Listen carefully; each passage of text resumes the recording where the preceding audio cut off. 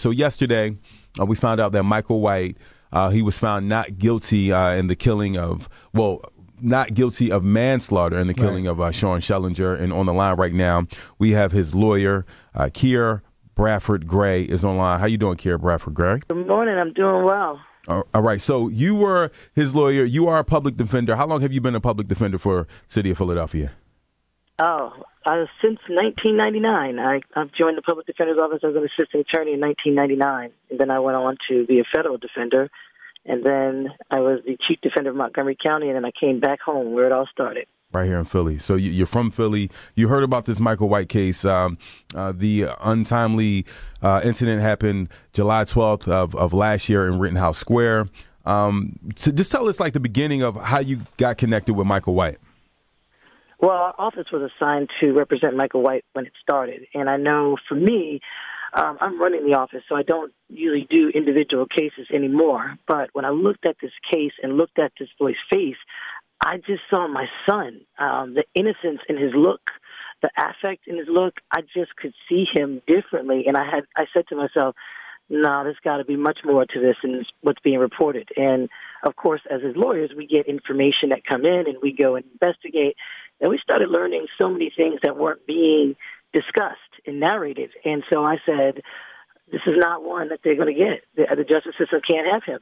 He's a good kid in an unfortunate situation. And I could see that from the very beginning. Wow. We're talking to a lawyer of Michael White. He was found not guilty of manslaughter yesterday here in Philadelphia, talking to his lawyer, Keir Bradford-Gray. Now, we understand that he was being charged with manslaughter. Why not murder, and why was it manslaughter? I know a lot of people don't understand, the technicalities. Right. So we have to remember he was originally charged with first-degree murder. Okay. I don't want people to negate things that, look, it's the defense's job to present information to the district attorney, even throughout the whole process. So we produced witnesses, and some witnesses had called us. They weren't able to be admitted into trial to talk about what happened that night. They didn't want to come and testify. They were afraid for a lot of different reasons, and I won't go into that. But we went to the district attorney and said, look, there's independent witnesses saying that this man was backing up and retreating. They say it on, and they said it on record. So with that, you kind of get the understanding that this wasn't a situation where first-degree murder is what you have to have. You're plotting it out, that you're going to do this, right? You're the one that's going out there to go out and actually murder someone. It's just like, it's that malicious. And they got to understand that this was not malicious. This kind of seemed like something that just happened randomly. So then they brought it down to third degree. But third degree is still an element of malicious intent. And so as we got more information about what happened, and then our IT department, the Defender Association's IT department, slowed the video down and showed that it didn't happen the way it's been narrated, meaning they were always saying that this young man plunged that knife into his back immediately. Well, when you slow that video down, you can see that doesn't happen. And so I took that to Mr. Krauser, along with an expert report saying it was the momentum and inertia of the fall that kind of created the situation where the knife got plunged in so deeply. And so Larry, did somewhat of the right thing and dropped the charge to manslaughter because he knew that's not what it wasn't. Third degree. Third degree requires malice, and this boy had no malice. We were talking to Keir Bradford-Gray. Do you think if this incident wasn't filmed, it would have probably went a different way? Oh, 100%. And despite our best efforts, despite our legal talent, look, the way it was narrated, we could never have. The only thing it would be is our word against theirs. Everyone had thought they saw this man plunge that knife into the back, into his back, because it happened so quickly. So even people who are independent were saying, he plunged the knife into his back. And so if it wasn't on videotape, we would not have been able to see step by step what actually happened. Wow. And when we slowed that video down, and we slowed it down exponentially, we could see, one, the fact that this young man was being body slammed in a wrestling move. His legs were like swinging in the air like a rag doll. There was no way he could have done it maliciously the way they said, with no leg strength, with no arm strength, and his face was full of fear. You can see that clearly from the video. So it was a miracle that someone captured it on video, because I'm sorry, I don't know if he would have gotten that benefit of the doubt. Now, you usually don't see these cases turn out like this. So congratulations. And he didn't have any comment when you guys were leaving the courtroom with the not guilty verdict. So did he share anything with you after it was all said and done? Of course. Thanks, gratitude, relief, tears, joy. His boy was shaking. I mean, look, he's a young man, and honestly, he's still pretty shaken up about the whole situation. It's not like he doesn't feel the weight of what happened. So, he's got a long road ahead of him to really be, stabilized after all this. But right now, I think he's just really grateful that he doesn't have to spend 10 or 20 years in jail because, one, he's not built for that. Wow. You were saying that a very important piece of this case was it was videotaped. It was recorded. Was this cell phone footage or was this like security footage that you guys were able to view in court? So it was a cell phone that actually, and I want to be clear, it didn't capture the entire incident. Okay. It only captured a piece of the incident, and the good thing it captured really an important piece. However, the things that led up to that event were narrated so differently. I'll tell you what really helped that case as well. Michael White's character. I mean, he had an impeccable record. He had no criminal record. He's never been into a fight, and he had character witnesses that we were able to develop from the community that knew him, and they were impeccable as well. I mean, Mark Lamont Hill was one of his character witnesses and really talked about everything that he knows about this young man. And, according to the law, when someone has character for all three traits, peacefulness, law-abiding, and truthfulness, that is very rare, and they take that very seriously. And they say that in and of itself is grounds for reasonable doubt because people don't generally act outside of their character. And so the judge had to give that instruction. And I think people got it, that, look, this young man isn't a thug. He wasn't out there looking for trouble on his way to deliver Popeye's food. He didn't want to stop and just stab someone randomly. Something had to happen. So we were able to show that through not only Michael White's character and his character witness, but also through the things and the behavior of the men that were going on that night when they were going to another bar, coming from one bar, going to another bar, rowdy, getting out their car, making cars move. I mean, I think people got the sense, and thank God the jury was racially diverse as it was. They got the sense and understanding of what was going on out there. And, it really came together in a way that it took a lot of effort, it took a lot of people, but, they pieced together what happened without cell phone video capturing the entire incident. So I can't tell you. I mean, I think, a lot of prayer, a lot of hard work, but it all came together for him, and I'm really glad it did. Now, it was saying that he was being charged with one crime, tampering with evidence. Can you, discuss what happened with, with that piece? Yeah.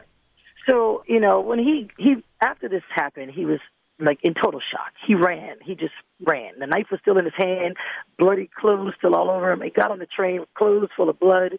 And when he got home, he just started stripping himself, took off all his clothes, took off the book bag, just threw it in the trash, took the knife and just chucked it on the roof.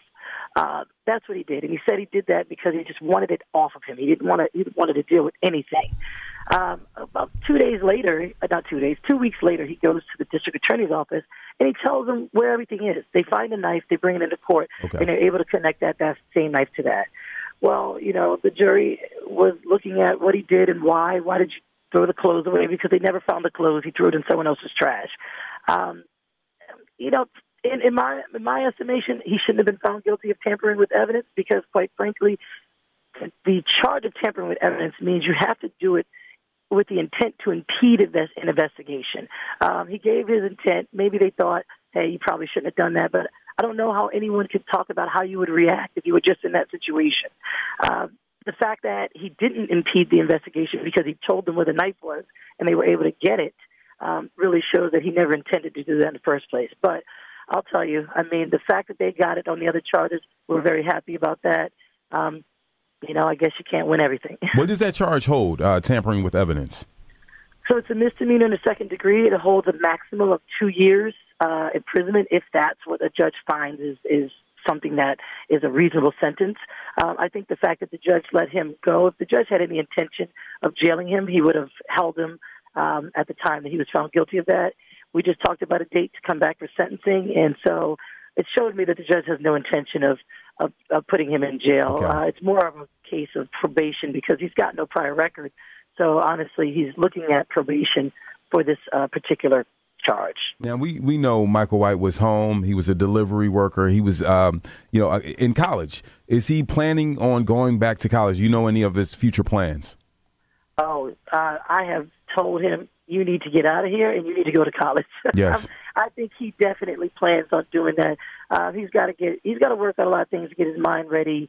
And he's not wealthy, so he's got to figure out how he's going to help pay for college and support himself while he's there. But he definitely has plans to go back. He's a bright young man, and he has a future now, and he wants a future. He wants better for himself. He always did.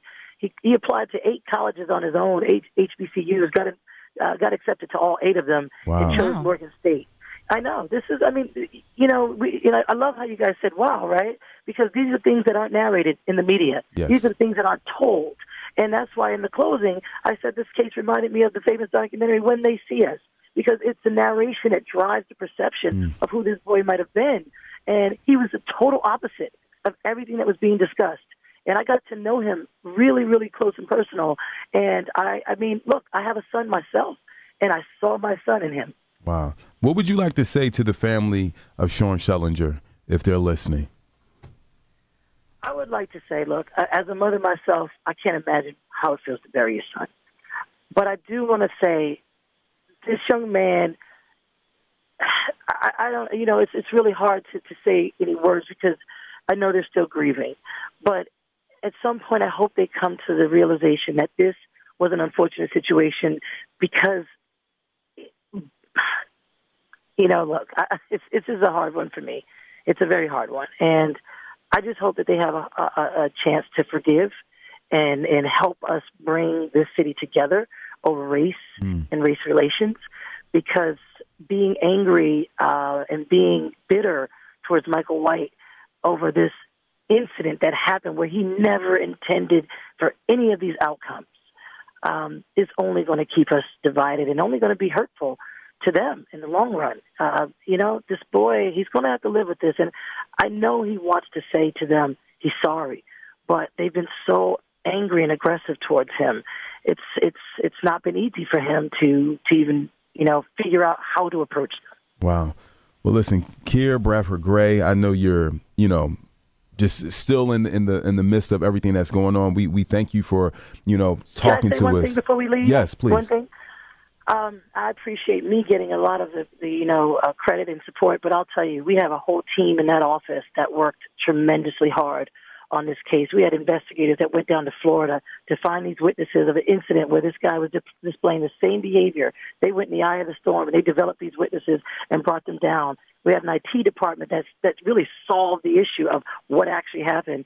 And I had a co-counsel that was meticulously legal and filed a lot of legal memoranda that allowed me to get in evidence that we otherwise would probably not be able to do. So it was the Defender Association team, and I hope people understand that we are the community's lawyer. You don't have to mortgage your house to get a quality defense. This is what we're here for. Well, thank you very much, Keir, Bradford-Gray, right here on the Quincy Harris Morning Show with K Fox on 100.3 WRMB.